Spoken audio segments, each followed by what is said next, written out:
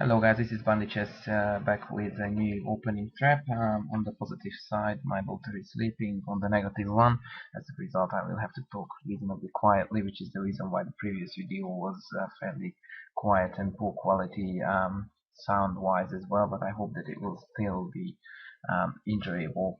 Today we are going to have a look at a King's Indian trap, which is actually quite surprising that such trap exists from Black's point of view, and it is one that is somewhat lesser known, despite of the fact that Ivanchuk himself managed to fall for it. So let's see how this tricky business unfolds. It's actually one of the main lines of the King's Indian. It's the early Bishop E3 line. So here instead of castle, which is the classical main line, Bishop E3, a tricky variation, and then after knight G4, which is best, Bishop G5 F6. You might have a choice between Bishop H4, which is more popular, and Bishop C1, that is probably the less popular, although it's gaining more and more um, followers due to its surprising value. And in this position, Black has got knight C6 and F5. F5 appears to be somewhat more dynamic, and here normally the white bishop drops back to G5. Funnily enough, there are lines with take C5 as well. It's very hard to imagine that there is a losing move here already for white, and it's actually a quite harmless looking one too. So you wouldn't think that pawn h3 here is losing, especially if you consider the fact that the furthest developed black piece, apart from the knight on g4, is on the 7th rank and everybody else is still at home. And yet in this position, knight takes f2 is already a nearly winning position for black, because after king takes f2, f takes e4, the number of pins on the on the white knights will increase by each move.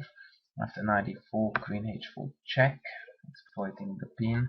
If white drops back the knight to g3 after e4, we have a rather comic view on these two knights. Well, rather set to black is winning already, because of after winning the f3 knight, knight c6, d4 is very weak and it's very difficult to get out of this pin. So it's an absolute disaster. However, king e3 that hangs on to all the material is actually even worse, because now we have got the very spectacular bishop a6 check, which is followed by a 10 times more spectacular queen takes e4, queen sacrifice, and now there is no way back for the white king. His Majesty has to go forward, check, king e4, check, king takes d6, totally forcing rook d8 check, and now we have got a sort of a star motif, which is very commonly known in problem composing circles. The king can go this way, that way, that way, and that way. All of them would lead to mate. This one is the fastest. We have got knight a6 mate as well as bishop f8. I will definitely play knight a6 just to develop another piece. King c7 leads to a mate into by rook b7 here, and then knight a6 again. Another very nice mate. If king here, then there are several ways to mate, but probably rook d7 check, check, king here. Again, bringing the new piece into the game. Check, king d6, bishop f8, check, down here, and knight c5 is a mate. That's another very classy way to finish off the king, and that last but not least, if the king chooses to go to e7 immediately, then rook d7 check, king f6, and after rook f7 we transpose into the previous line. King takes knight d7, king d6, bishop back, king c7, and knight random, apart from b8 mate on the spot.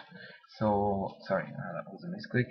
So this is a beautiful way to finish white off. Once again, I will go back right until major mistake, which was actually h3.